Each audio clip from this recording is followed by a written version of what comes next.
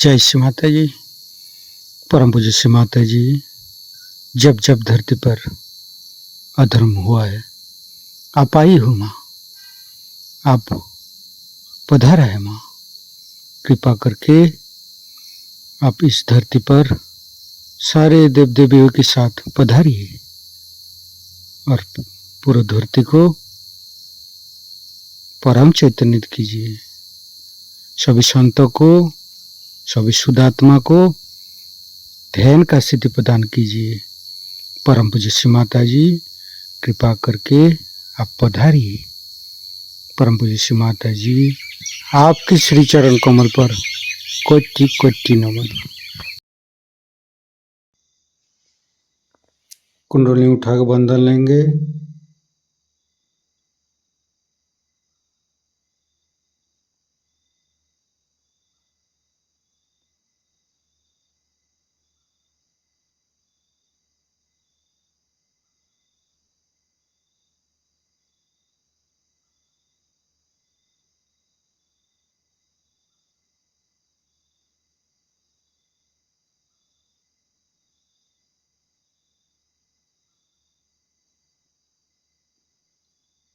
तीनों महामंत्र।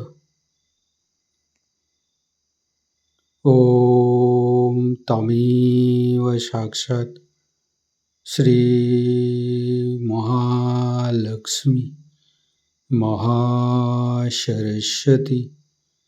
महाकाली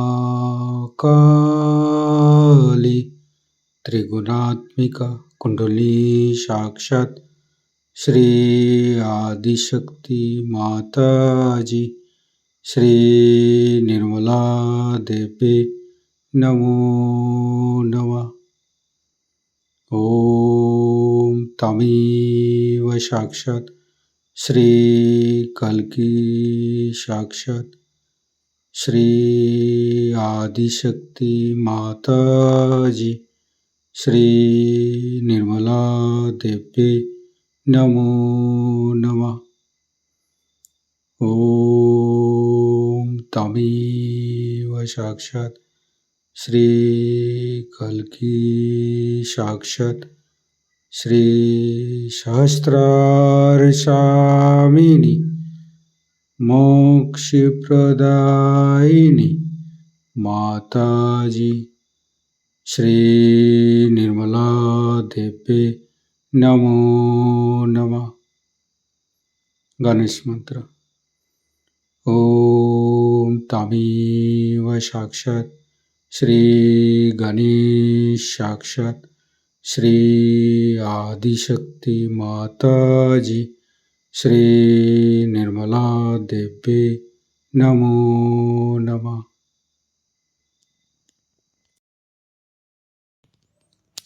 दोनों हाथ खुला हुआ परम पूज्य श्री माता जी की बिंदी को देखते रहेंगे। संपूर्ण चित्त हृदय पर परम पूज्य श्री माता जी कृपा करके हमारे हृदय को स्वच्छ बनाइए। स्वच्छ हृदय कमलासन पर श्री चरण को स्थापित कीजिए माँ। परम पूज्य श्री माता जी, हमारे हृदय में जो कुछ भी है आप ही का बना हुआ है। हमारी सांसें, हमारी रोम रोम आप ही का दिया हुआ माँ। परम पूज्य श्री माता जी, आप ही ने तो हमें शुद्ध आत्मा स्वरूप बनाया। परम पूज्य श्री माता जी, हमारे हृदय पर आइए और हमारी आत्मा को परमात्मा के साथ मिलाइए। परम पूज्य श्री माता जी, आप ही तो दुर्गा जी है, आप ही तो शिव जी है। कृपा करके दुर्गा जी की शक्ति और शिव तत्व हमें प्रदान कीजिए माँ। परम पूज्य श्री माता जी, हम अज्ञानी है, हमारी अज्ञानता के बस में यदि आपकी शान के खिलाफ कोई गलती हुआ हो, कृपा करके क्षमा कर दीजिए माँ। संपूर्ण चित्त मूलाधार चक्र पर, तीनों मूलाधार को देखेंगे। हे आदिशक्ति माँ, कृपा करके हमारे ऊपर कृपा दृष्टि प्रदान कीजिए। हमारे ऊपर प्रभु गणेश की शक्ति प्रदान कीजिए माँ। हे आदिशक्ति माँ, हम कभी अतीत में चला जाते हैं माँ, कभी भविष्य में चला जाते हैं। कृपा करके अतीत और भविष्य झूठा है माँ। कृपा करके हमें मध्य में स्थापित कर दीजिए माँ। परम पूज्य श्री माता जी, आप ही तो प्रभु गणेश है। कृपा करके हमारे तीनों नाड़ी, सातों चक्रों के अंदर समस्त दोषों को, समस्त रोगों को, समस्त बाधाएं दूर कीजिए माँ। संपूर्ण चित्त बाएं मूलाधार, परम पूज्य श्री माता जी, कृपा करके हमारे अंदर अबोधिता और पवित्रता को रक्षा कीजिए माँ। निर्मल गणेश की मंत्र लेंगे। ओम तमेव साक्षात श्री निर्मल गणेश साक्षात श्री आदिशक्ति माता जी श्री निर्मला देव्ये नमो नमः। बाएं हाथ श्री माता जी की तरफ, दाहिने हाथ धरती पर। परम पूज्य श्री माता जी हमारे बाएं मूलाधार में समस्त दोषों को, समस्त बाधाएं को ये दाहिने हाथ तले होते हुए धरती पर विलीन कर दीजिए माँ।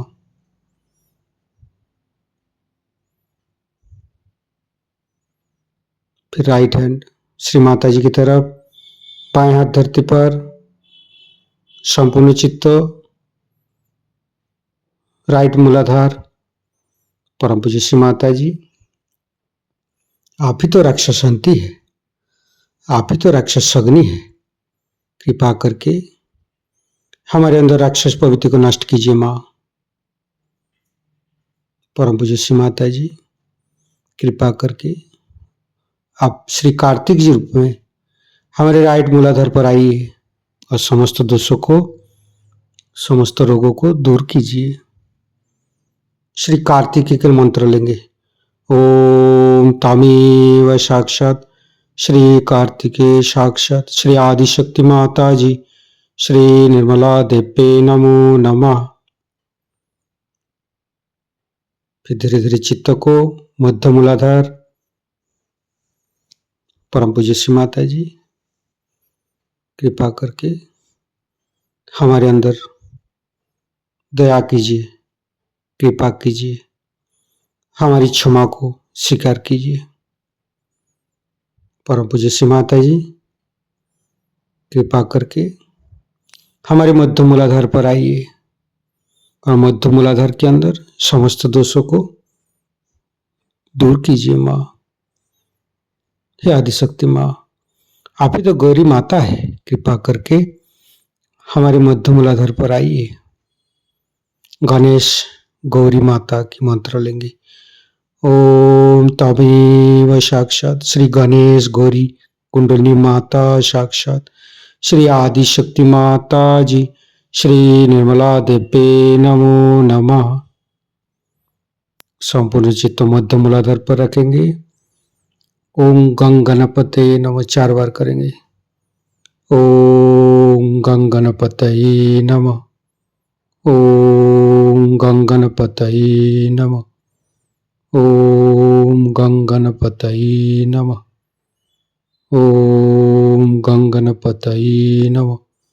साक्षात श्री आदिशक्ति माता जी श्री निर्मला देव्ये नमो नमः। संपूर्ण चित्त मध्य मूलाधार पर रखेंगे। गणेश अथर्वशीष पाठ करेंगे। ओम नमस्ते गणपतये।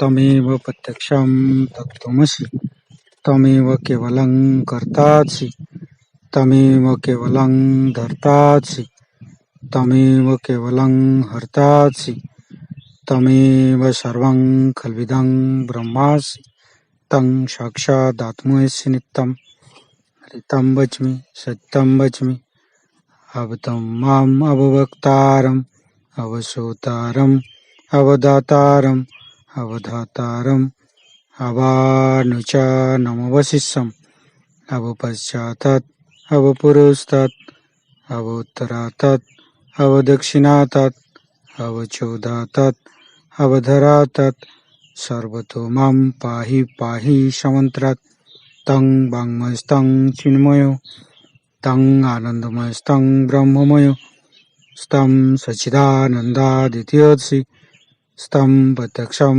ब्रह्मासि स्तं ज्ञानमयो विज्ञानमयोऽसि सर्वं जगदं तत्तो जयते सर्वं जगदं तत्तोत्तिष्ठति सर्वं जगदं त्वयि लयमुच्यते सर्वं जगदं त्वयि पत्येति तं भूमिरापो नालो नीलो नमः स्तं चत्वारि वाक्पदानि स्तं गुणत्रयातीतो स्तं देहत्रयातीतो स्तं कालत्रयातीतो स्तं मूलाधारसितोत्सि नित्यं स्तं शक्तित्रयात्मक स्तं योगिनो ध्यायन्ति नित्यं स्तं ब्रह्मा स्तं विष्णु स्तं रुद्रस्तं इन्द्रस्तं अग्निस्तं वायुस्तं सूर्यस्तं चन्द्रमास्तं ब्रह्मभूर्भुवस्सुरं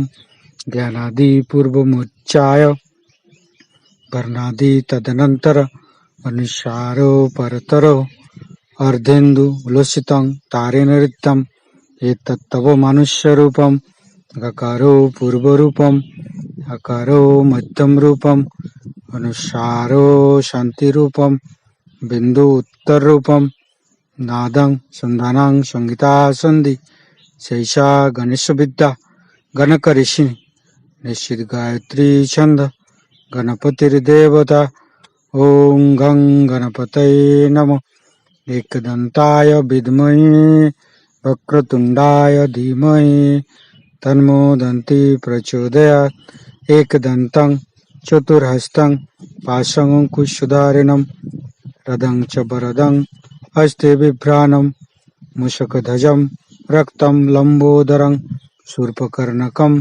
रक्तवाससं रक्तगन्धानुलिप्ताङ्गं रक्तपुष्पे सुपूजितं भक्तानुकम्पिनं देवं जगत्तारणमच्युतम् आविर्भूतं च सृष्ट्यादौ प्रकृते पुरुषोत्तरम् एवं ध्यायन्ति यो नित्यं स योगी योगिनो वर नमो बृहत्पतये नमो गणपतये नमो पमतपतये नमस्ते अस्तु लंबोदराय दन्ताय विघ्ननाशिने श्रीविसुताय श्रीवरदमूर्तये नमो नमः साक्षात् श्री आदिशक्ति माताजी श्री निर्मला देवी नमो नमः।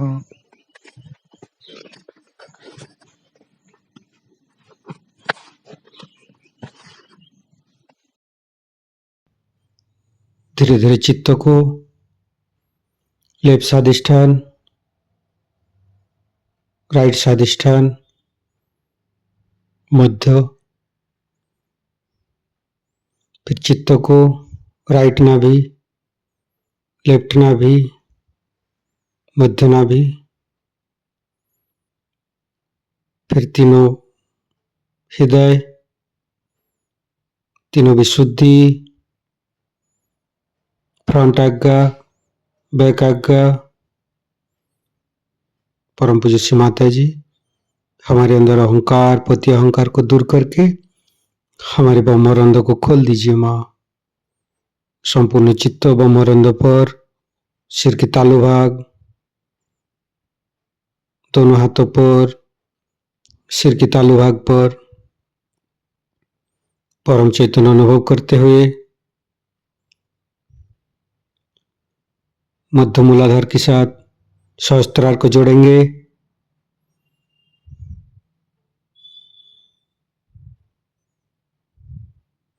लेफ्ट मूलाधार के साथ सहस्त्रार को जोड़ेंगे।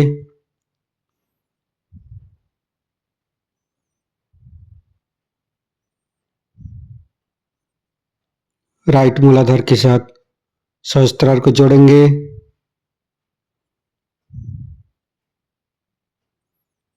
फिर संपूर्ण चित्त सहस्त्रार पर रखेंगे।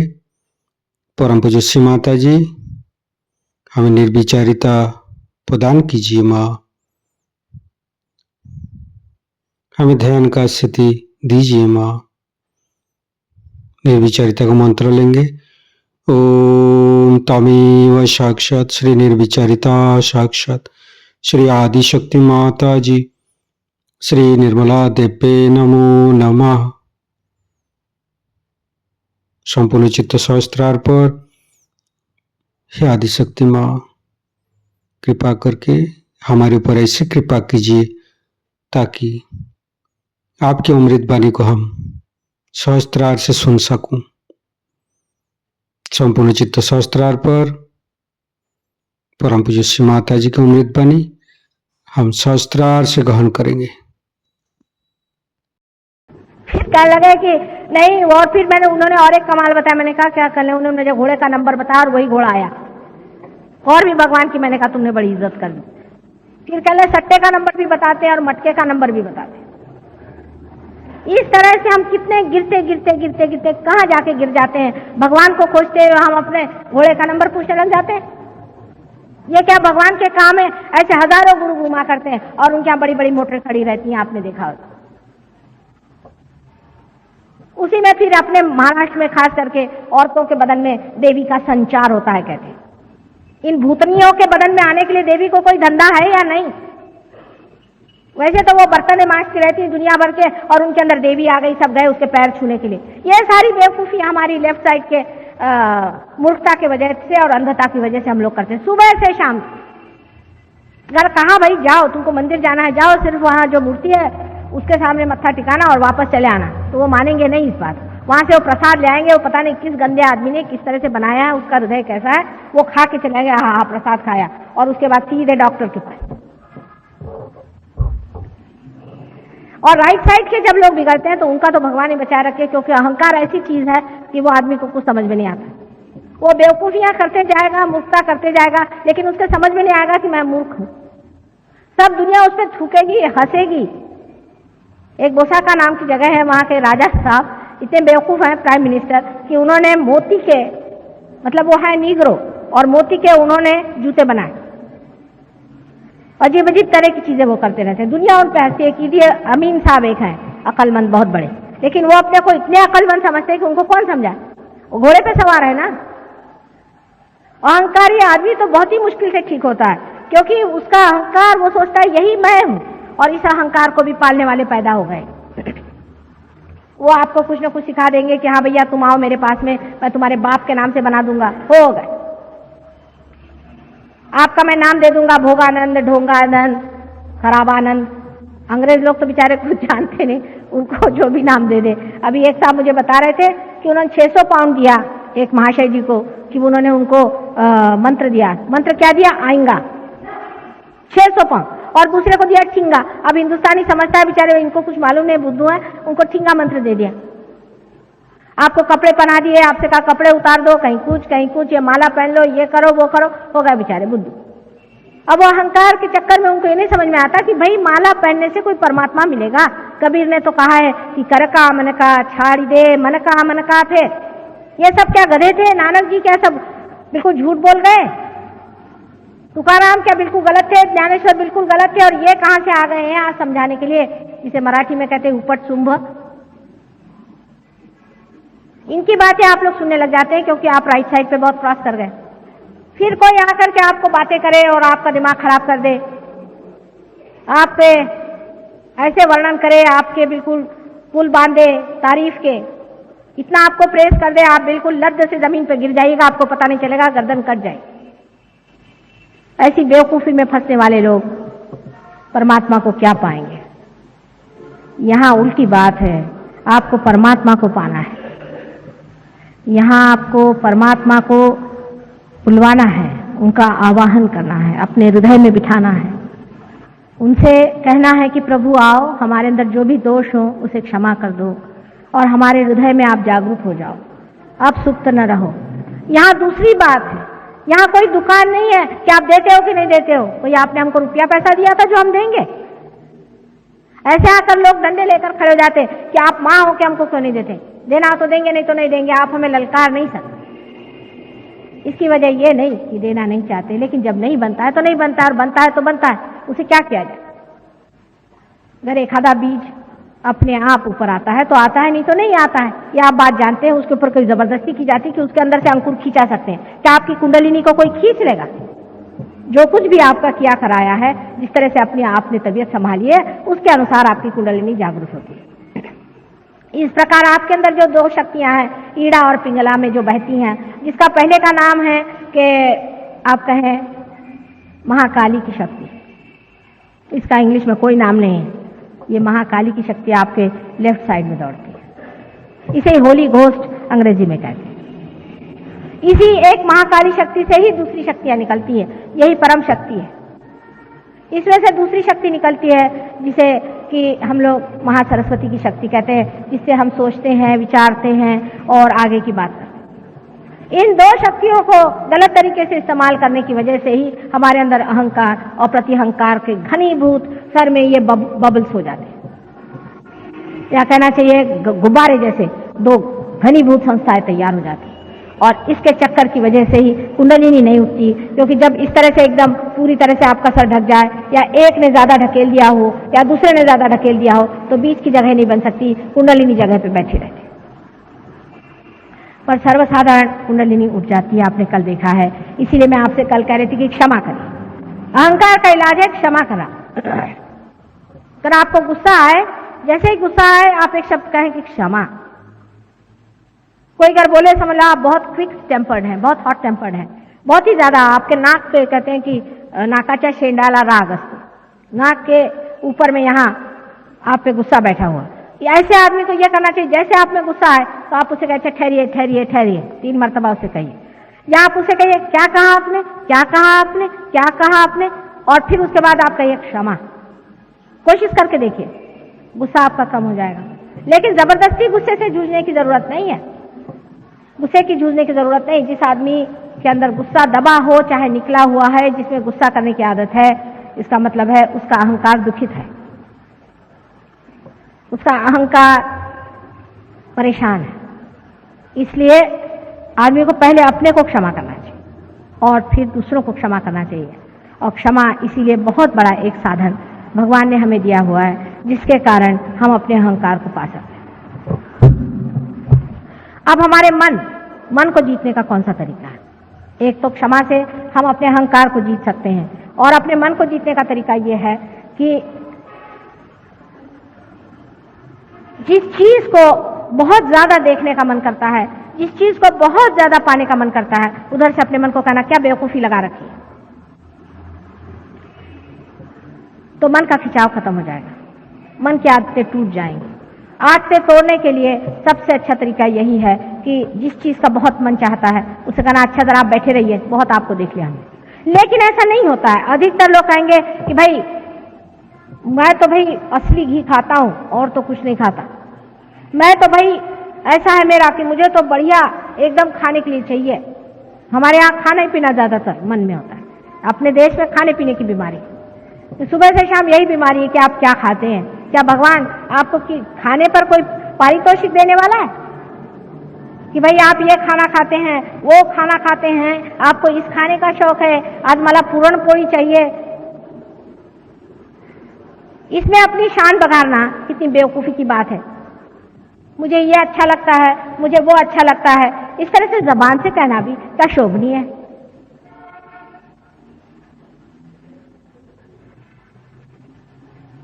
और वो भी ऐसी चीजें आप कहिएगा कि जिससे आप सोचते हैं कि मैं बड़े रईस हो गया, बड़ी रईसियत मुझ में आ गई, इस तरह से आप कहते हैं। और देखकर मुझे आश्चर्य होता है कि ये भी कोई बात कहने की है बेटे, ये भी कोई बात अपने मुंह से कहने की है कि मुझे इसका शौक है, मुझे कपड़ों का शौक है, मुझे फलाने का शौक है, मुझे ढिकाने का शौक है। परमात्मा की नजर में ये सब चीजें क्या होंगी, आप ही बताइए। आप परमात्मा की जगह खड़े होकर सुनिए कि अगर कोई आदमी आपसे बताए कि मुझे इसका शौक है, उसका शौक है, फलाना है, हमारी अम्मा बहुत अच्छा खाना खिलाती हैं, वो ठिकानी है, वो कुछ नहीं बनाती, हमारी अम्मा बहुत अच्छी है। इस तरह की बेवकूफी की बातों से लेकर बड़ी बातों तक, जैसे मुझे मोटर का शौक है, मुझे सत्ता का शौक है, मैं प्राइम मिनिस्टर बनूंगा, इसका मुझे शौक है, उसका शौक है। आपको दुनिया भर के शौक हैं तो आप अपने घर में बैठिए। परमात्मा के साम्राज्य में ऐसे शौकीनों की कोई जगह नहीं। जरूरत से ज्यादा इस तरह के शौकीनियां करना कोई मनुष्य को शोभा नहीं देता। ये मनुष्य ही करता है, जानवर नहीं करता बेचारा। वो तो कहीं भी सो जाता है, कहीं भी उठ जाता है। और मेरे ख्याल से जो साधु संत होते हैं वो भी उसी हालत में पहुंच जाते हैं। कहीं भी कहे सोने का तो सो जाएगा, उसको क्या, जब कंफर्ट अंदर में ही है, जब सारा आराम अंदर ही में है, तो बाहर की ये सब चीजों की क्या जरूरत है। पर वो जब तक दशा नहीं आती तब तक अपने साथ बहुत ज्यादा जबरदस्ती करने की जरूरत नहीं। क्योंकि मैं एक बात कहूंगी तो आप दूसरी बात करिएगा। मैं अगर कहूंगी कि बेटे आराम मत करो ज्यादा, तो आप कहेंगे अच्छा, आज से माने का हम जमीन पर सोएंगे, रास्ते पर जाके सो जाएंगे। मैंने कहा कि भाई रास्ते पर सोना अच्छा नहीं है तो हम महलों में जाके सोएंगे। मैंने बीच में रहो, ये बात मैं कह रही हूं कि किसी भी बीच में न रहने से मनुष्य में एक तरह से बड़ी बेवकूफी आ जाती है और वो इतना फ्रिवलस और इस कदर वो श्रृंखल हो जाता है कि उसकी ये समझ भी नहीं आता है कि किस चीज में मजा है। हर चीज को वो उछली नजर से देखते रहता है, सारा जीवन उसका बड़ा उथला, उसमें कोई गहनता नहीं आती। और जब तक गहनता नहीं आएगी तब तक आपके अंदर आनंद कितना भी भरो, कुछ आनंद आपको नहीं मिला। ये दोनों एक्सट्रीम्स की बातें हैं। मैंने आपसे बताया कि जब आदमी अहंकार में चढ़ता है तो अहंकार के भी भूत चढ़ते हैं।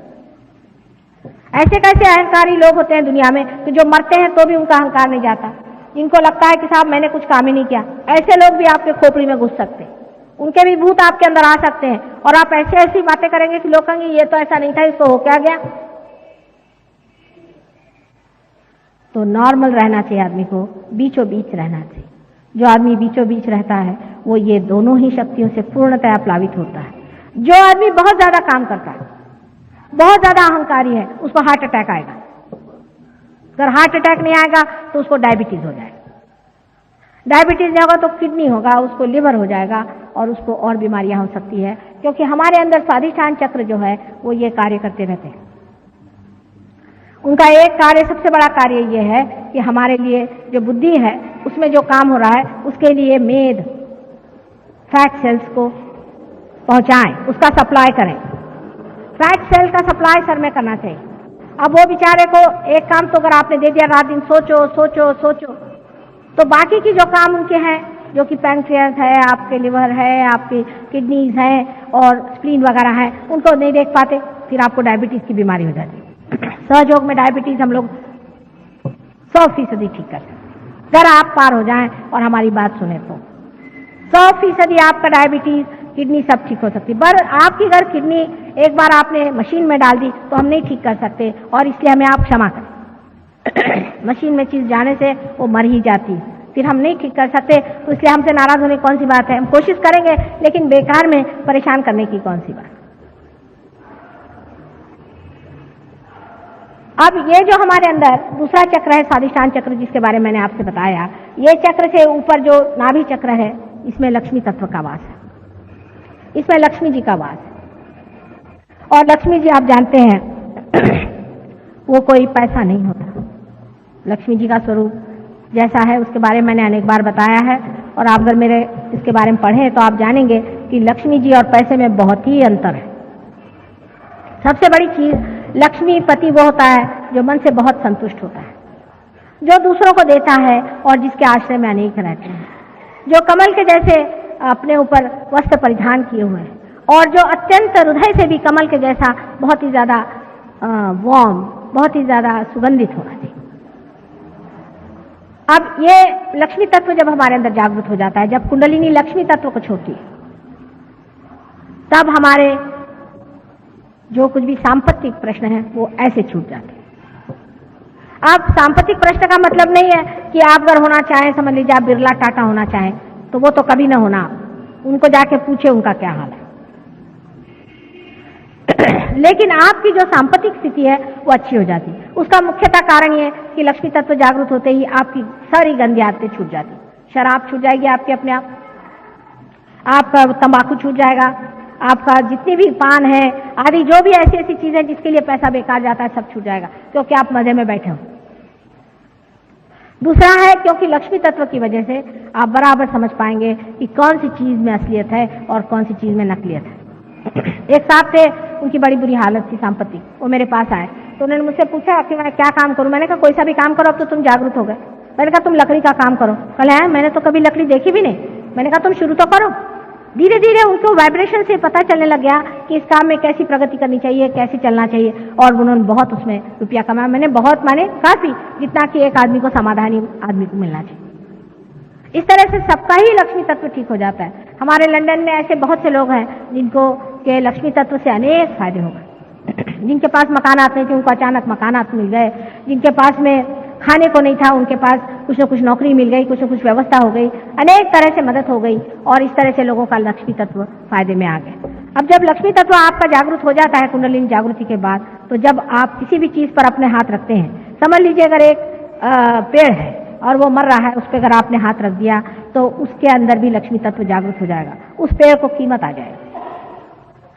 माने उस पेड़ में ऐसे फल लगेंगे जो बड़े कीमती होंगे। इतना ही नहीं, आप सोचिए एक चीज है, ये स्टोन है मेरे पास, एक हमारे ऑस्ट्रेलियन शिष्य आए तो मुझे कहने लगे कि माँ ये ऑस्ट्रेलियन ओपल है, आपको देते, एकदम सफेद रंग का था, भूरे भूरे रंग का। मैंने कहा बेटे मैं तो कुछ लेती नहीं, कहने माँ हमारी तरफ से ऑस्ट्रेलिया तरफ से एक ले लो। तो मैंने फिर सोना दे के इसको इसमें गठवा लिया। जब से पहनने लग गई तो इसके रंग ही बदल गए, 2500 रंग इसमें दिखाई देते। वो खुद ही हैरान हो गया कि इतने रंग इसमें कहां से आ गए, इसमें तो सिर्फ सफेद सा रंग दिखाई दे रहा। अगर ऐसा आदमी मोती पहने तो मोती की कीमत बदल जाए, जिस घर में रहता है उसकी कीमत बदल जाए, क्योंकि सारा वातावरण ही बदलते जाता है। लक्ष्मी तत्व जब आ जाता है, समझ लीजिए एक मकान है वो 25 रुपए में बिकता है, अगर कोई उसमें साधु संत रहेगा तो वही मकान 2500 में बिकने लग जाएगा। आपको आश्चर्य होगा। उसमें एक आकर्षण, एक खिंचाव, एक विशेषता आ जाती, क्योंकि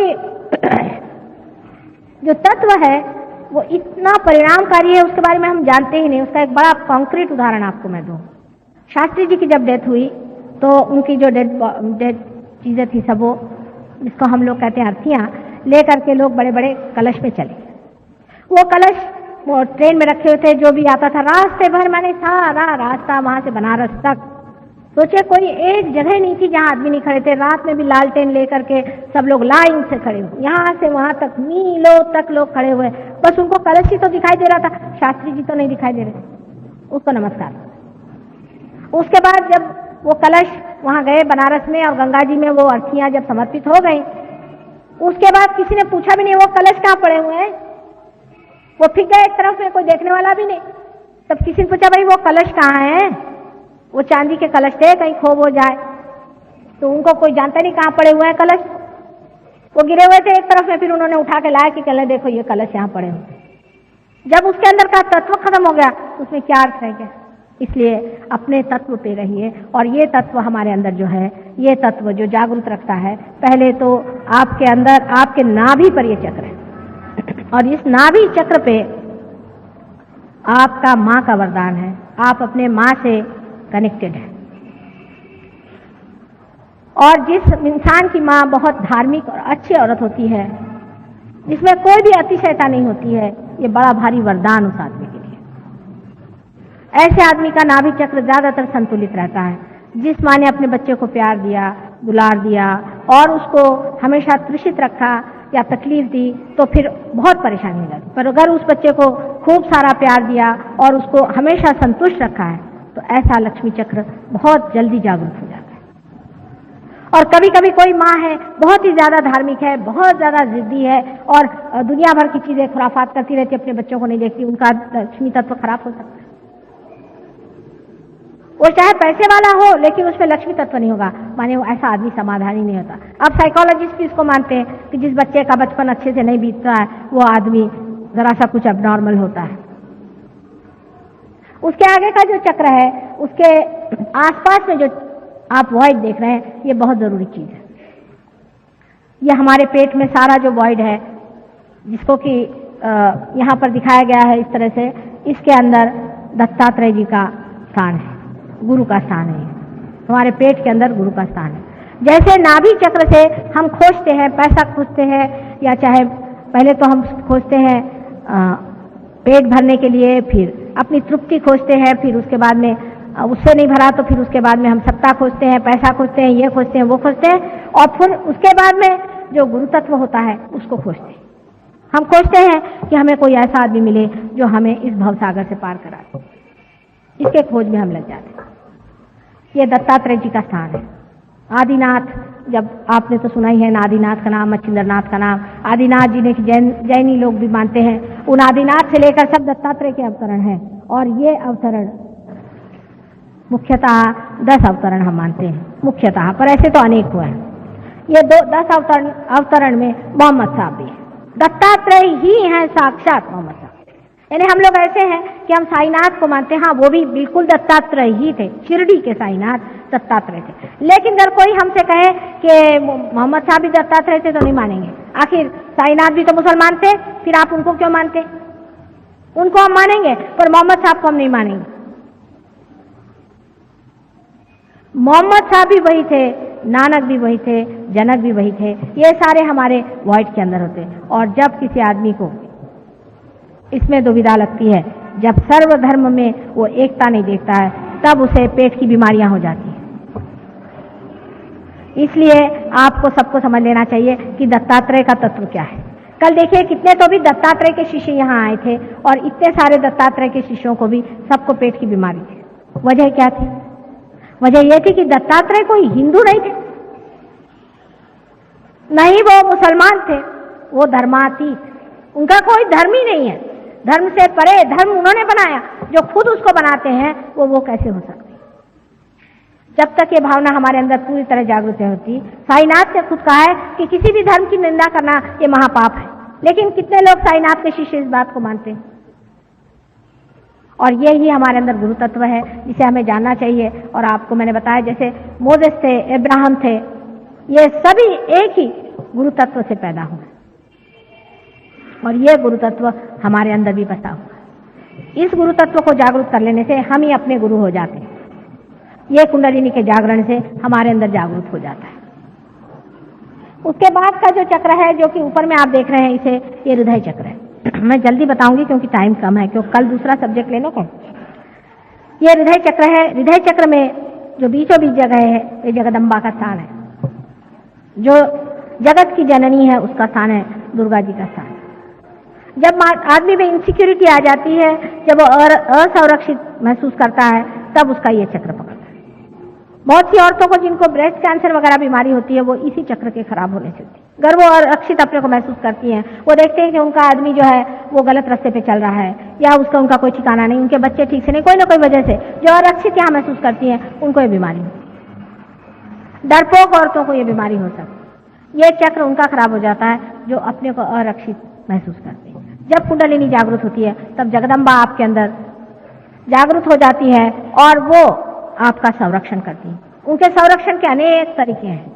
जैसे कि आप जा रहे हैं, कहीं जाते जाते एकदम आपने देखा कि एक्सीडेंट हो गया, लेकिन आपके जाने की वजह से एक्सीडेंट टल जाएगा। आप अगर उस ट्रेन में है और आप अगर रियलाइज सोल है, तो सारी ट्रेन बच जाएगी, एक आदमी नहीं उसमें से मरेगा। ये अनोखा का अनुभव है, आप भी इसको देख के लीजिए। इसलिए जरूरी है कि आपका जो हृदय चक्र है वो ठीक कर दिया जाए। जिनका हृदय चक्र ठीक नहीं होता, उनको और भी अनेक बीमारियां लग सकती हैं, जैसे बुरी तरह का ब्रोंकाइटिस है, बुरी तरह की खांसी आदि, सब इसी चक्र के और इस चक्र के मिलाप से होती है। अब राइट साइड में जो अपना चक्र है यहाँ पर दिखाया हुआ, वो चक्र, उसमें श्री राम का स्थान है। जब ये चक्र हमारा खराब हो जाता है, श्री राम का चक्र, श्री राम मर्यादा पुरुषोत्तम, जैसे हम अपनी मर्यादाएं तोड़ लें, माने ये कि किसी वक्त भी उठे नहा लिया बेवकूफ जैसे, ये मर्यादा तोड़नी हुई कि नहीं हुई? लंदन में सारे हिंदुस्तानी लोगों को बीमारी है, 8:30 बजे नहा करके और दफ्तर चले जाएंगे, और वहां लंग का कैंसर बहुत होता है, इसी चक्र के टूटने से होता है। ये श्री राम का चक्र है, इसके टूटने से आपको जो ये श्वास की बीमारी है वगैरह वगैरह बीमारियां होती हैं। इसकी बहुत सारी मर्यादाएं हैं। ठंड गर्म की मर्यादाएं संभालनी पड़ती हैं, राजकारण की मर्यादाएं संभालनी पड़ती हैं, सब श्री राम के चक्र। आश्चर्य तो ये है कि जो लोग श्री राम का नाम लेते हैं उनका हमेशा ये चक्र खराब रहता है, क्योंकि श्री राम ही उनसे नाराज है। रात दिन जाके आप उनकी खोपड़ी चाटते हैं तो नाराज तो होना ही हुआ ना। ऐसे चक्र को भी आप जागरूक कर सकते हैं और 25-25 साल का भी अस्थमा आपका ठीक हो सकता है अगर आपका ये चक्र ठीक हो जाए। अगर आपके पिता मर गए हों सडनली और आप पे उनका असर आया हुआ हो तो वो भी इसमें दिखाई देता है, या आपका पिता होकर के कुछ आप में गड़बड़ हो वो भी इसमें दिखाई देता है। जो कोई भी लंग की बीमारी है ये ज्यादातर राइट साइड के चक्र के पकड़ने से, हार्ट के राइट साइड से पकड़ने से ही होती है। अब उसके ऊपर में जो चक्र है यहाँ पर, ये विशुद्धि चक्र है। ये चक्र हमारे पीछे में यहाँ पर है, ये विशुद्धि चक्र जिसे कि हम सर्वाइकल प्लेक्सस कहते हैं, उसको देखता है। अब इससे 16 है, इसमें सब प्लेक्ससेस हैं, माने 16 इसकी कलियां हैं। अपने आंख, नाक, मुंह और गला, थ्रोट, यहाँ अंदर के सारे मसल्स, जीभ वगैरह सब इससे कंट्रोल होते हैं। इतना ये इम्पोर्टेंट, बहुत ज्यादा महत्वपूर्ण ऐसा ये चक्र है। लेकिन जिसका विशुद्धि चक्र खराब हो जाता है उसकी शक्ल ही खराब हो जाएगी, उसकी आंखें खराब हो जाएंगी। मतलब बाह्य की जो आंखें, जैसे जलन होना, आंख में लाली आ जाना वगैरह, सब इस चक्र के दोष से होते हैं। किसी किसी के दांत, उसमें तकलीफ हो जाती है, वो भी इसी चक्र के दोष से हो जाती है। किसी किसी की जिह्वा में तकलीफ हो जाती है, उससे हो जाती है। इस चक्र के भी 2 भाग है, लेफ्ट और राइट। जो बीच का चक्र है वो राधा कृष्ण से स्थापित है, राधा कृष्ण का स्थान है यहाँ पर। और जो लेफ्ट का है ये उनकी बहन विष्णु माया जो थी उसके नाम से है। अब जो आदमी अपने मन में ऐसे विचार करता है कि मैं, मुझसे बुरा कोई नहीं है, मैंने ये पाप किए, मैंने वो पाप किए, उसका ये चक्र पकड़ता है। जिस आदमी का लेफ्ट चक्र पकड़ता है विशुद्धि का, उसको एक बड़ा उसमें दोष आ जाता है कि वो ऐसे तो बहुत अपने को दूषित समझता है, लेकिन जब बोलता है तो बिजली गरजती है। एक आधी शब्द बोलेगा लेकिन बड़ा ही सरकास्टिक, एकदम काट खाएगा। ऐसे तो ठीक बोलेगा लेकिन हमेशा टेढ़ा ही बोलते रहेगा, क्योंकि उसका ये जो लेफ्ट साइड का चक्र है ये पकड़ा रहता है। राइट साइड का जो चक्र है इसमें विठल रखुमाई का स्थान है। मतलब ये कि जब कृष्ण राज करते थे तब का है राइट साइड। जब राइट साइड का चक्र पकड़ता है तो आपको जुकाम आदि जो बीमारियां हैं वो सब शारीरिक बीमारियां, और सोचने में भी मनुष्य राइट साइड के इसका जो होता है उसमें एक तरह का अहंकार भी आ सकता है, क्योंकि वो जब बोलता है या कुछ करता है तो उसमें इतना अहंकार आ जाता है कि उसकी छाया इस चक्र पे भी आ जाती है। बोलते वक्त में अगर अहंकार का उपयोग करें तो इस पर भी आ जाती है, और इसी कारण ये भी चक्र जब खराब होता है तो भी बड़े दूषण अलग हो जाते हैं। इस चक्र को सबसे ज्यादा अगर कोई खराब करता होगा तो वो है सिगरेट। सिगरेट से कैंसर होता है, उसे तकलीफ होती है, कितना भी कहे सिगरेट छूट नहीं सकती, पर सहयोग में आने से सिगरेट यूं छूट जाएगी। आपको उसके लिए कोई मेहनत करने की जरूरत नहीं, एकदम से आपकी सिगरेट अपने आप से छूट जाएगी, आप सिगरेट पीना छोड़ देंगे। ये इस चक्र की बात है। अब ये चक्र और ये चक्र मैं कल बताऊंगी, बहुत देर हो गई है, क्योंकि आप जानते हैं इसके बाद जो काम है उसमें बहुत टाइम लग जाता है। इस प्रकार आपको ये सोचना चाहिए कि हमारे अंदर परमात्मा ने कितनी सुंदर व्यवस्था की है, उन्होंने कितने सुंदर हमारे अंदर व्यवस्था करी हुई है और कितना इंतजाम किया है। जो उत्क्रांति में हमने दशावतार बनाए हुए थे वो सारे दशावतार इसी प्रकार से है कि नाभि चक्र में लक्ष्मी नारायण है, और लक्ष्मी नारायण से ही आगे बढ़ करके यहाँ तक आने पर आपके जो है 8वें अवतार तक है, और उसके बाद में 8वां अवतार जो श्री राम का है वो आपका यहाँ पे, माने यहाँ राइट हार्ट पे आता है, और 7वां अवतार, 7वां श्री राम का यहाँ आता है और 8वां श्री कृष्ण का यहाँ आता है। इस प्रकार उत्क्रांति में आपके जो जो अवतरण हुए उसी प्रकार है। 9वां अवतार यहाँ था और 10वां अवतार यहाँ था। इस प्रकार 10 अवतार है और वो हमारे अंदर स्थित है। 9वां अवतार मैंने आपसे पहले बताया क्रिस्त है, क्योंकि हम जीसस क्राइस्ट के नाम से जानते हैं, उनके बारे में कल बताऊंगी और सहस्त्रार के बारे में बताऊंगी। इस प्रकार हमारे जो चक्र हैं उनमें आप देख सकते हैं कि कैसे परमात्मा ने कार्बन से लेकर के हमें इंसान बनाने में मदद की, अनेक बार संसार में अवतरण आए और उन्होंने किस तरह से हमारी मदद की, और अब आगे के लिए भी वो हमारी कैसी मदद करने वाले हैं। अब हम लोग रियलाइजेशन के लिए थोड़ी कोशिश करेंगे, और मुझे आशा है कि आज भी बहुत से लोग पार हो जाएंगे, कल भी बहुत लोग हो गए थे। थोड़ा पानी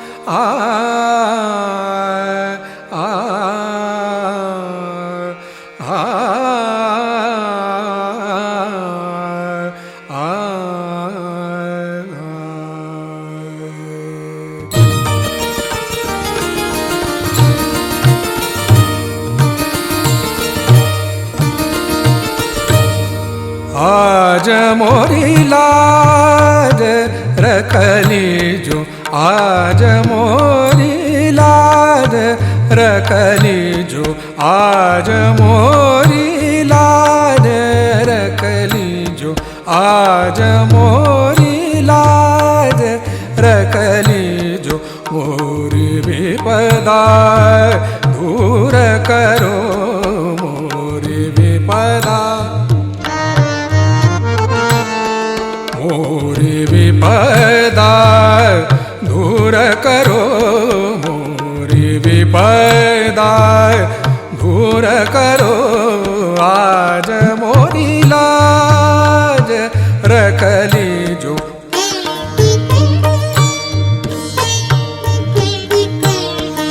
आज मोरी लाज रखली जो, आज मोरी लाज।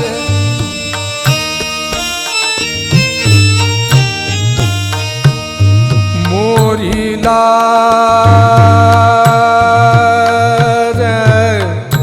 मोरी लाज, आज मोरी लाज रखली जो। मोरी लाज, मोरी लाज, मोरी लाज रखली जो, आज आज मोरी लाज रखली जो, आज मोरी लाज।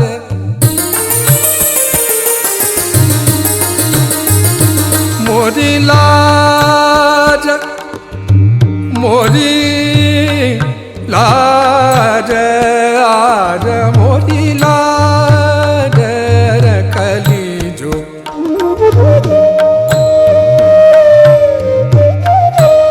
मोरी लाज रखली जो, मोरी लाज, आज मोरी लाज रखली जो, आज मोरी लाज रखली जो।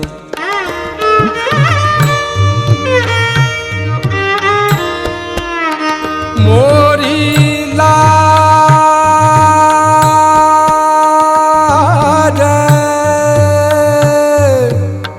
मोरी लाज रखली जो, आज मोरी लाज रखली जो। मोरी लाज,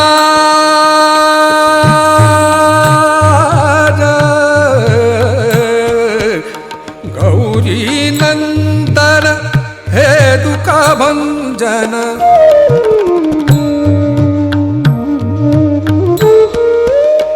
गौरी नंदन,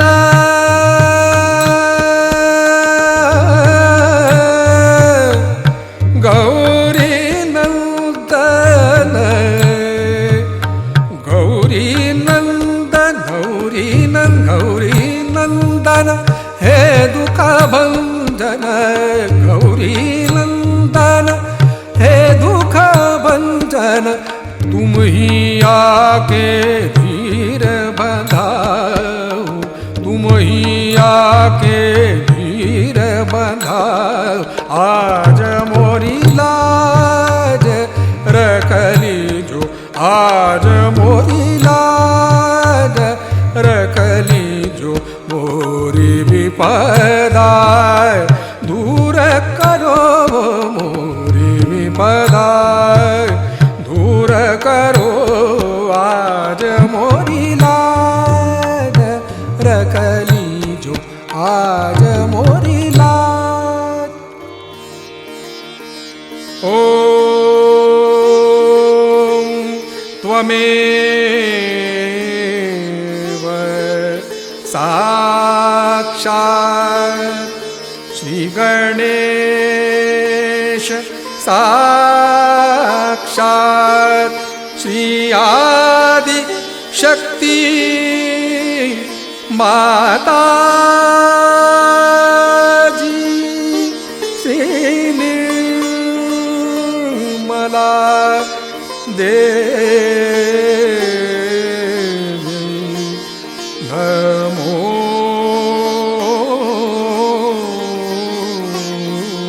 नमः। हे आदिशक्ति माँ, आप जी आज दयन करा के हमको परम चैतन्यित किए, हमें निर्विचारिता स्थिति प्रदान की है। इसके लिए माँ आपको कोटि कोटि नमन। हे आदिशक्ति माँ, आप ऐसे ही हमारे साथ छत्र छाया बन के रहिए, परम चैतन्यित प्रदान करते रहिए। माँ कुंडली उठा के बंधन लेंगे।